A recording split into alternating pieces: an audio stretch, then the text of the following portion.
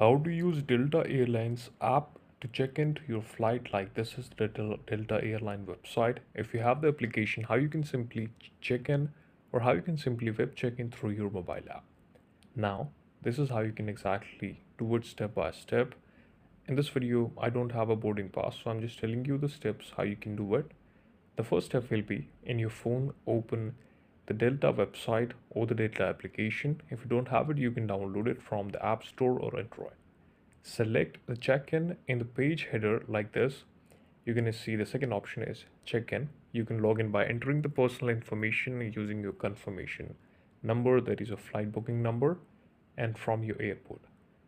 Then credit card number or the ticket number to verify your journey.